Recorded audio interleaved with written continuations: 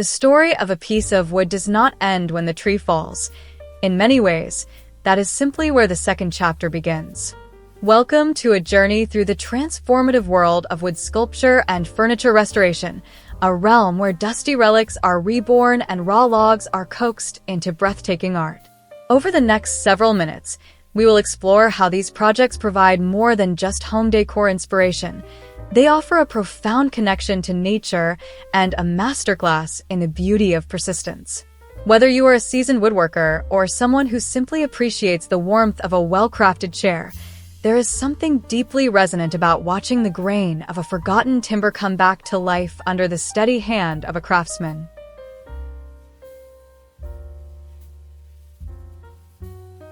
We begin our exploration with the art of furniture restoration, a process that is as much about archaeology as it is about carpentry. Many of the most stunning home decor pieces today weren't bought from a high-end showroom but were pulled from the dark corners of estate sales or even rescued from the curb. When a restorer looks at a Victorian-era dresser choked under layers of lead-based paint or a mid-century modern sideboard with water-damaged veneer, they do not see a lost cause. They see a canvas. The restoration process usually starts with a strip-down, a grueling but necessary phase where chemical strippers or heat guns are used to peel back decades of neglect. This stage is often where the most exciting discoveries happen, as the removal of opaque paint reveals the tight, shimmering grain of courtesan oak or the deep, chocolatey hues of old-growth walnut that has been hidden for half a century. Once the wood is bare, the meticulous work of healing begins. Unlike modern particle board furniture that is designed to be disposable, solid wood furniture is remarkably resilient. Restorers use techniques like steam ironing to lift shallow dents out of the wood fibers or creating custom Dutchman patches to replace missing chunks of timber. This phase of the project highlights a key philosophy in home decor, the value of good bones. By stabilizing wobbly joinery with fresh hide glue and addressing structural fatigue, a restorer ensures the piece will last another 100 years. The final choice of finish, whether it is a hand-rubbed shellac that provides a period-accurate glow or a modern matte polyurethane for a contemporary feel, is what ultimately bridges the gap between the piece's history and its new home. Transitioning from the functional to the purely artistic, wood sculpture represents the ultimate form of creative subtraction. While restoration seeks to return a piece to its former glory, sculpture seeks to find a form that never existed before. Artists who work in wood must collaborate with the material rather than dominate it. They look at the natural checking or cracking of a log and see a pathway for a curve, or they utilize a burl, a knobby, chaotic growth on a tree, to create a centerpiece with a wild, swirling grain that looks almost like a liquid vortex. In the context of home decor, these sculptures serve as a vital counterpoint to the straight lines and cold surfaces of modern architecture. This is often referred to as biophilic design, which suggests that humans have an innate tendency to seek connections with nature and other forms of life.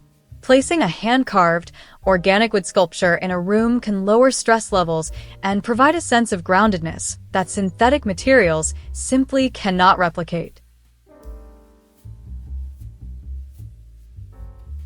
As we look toward modern trends, the fusion of wood with other elements has created a new category of functional art. Perhaps the most recognizable version of this is the live-edge river table, where two slabs of wood with their natural bark edges intact are joined by a river of translucent epoxy resin. This technique allows craftsmen to use wood that was once considered waste, slabs with massive holes, wrought, or jagged edges, and turn those defects into the main attraction.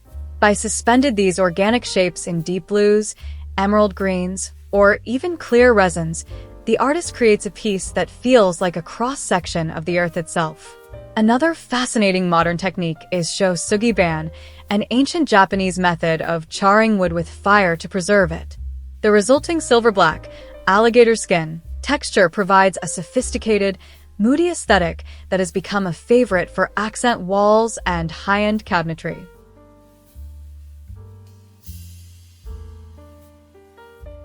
For those watching who feel inspired to start their own project, the world of wood restoration and decor is more accessible than it might seem.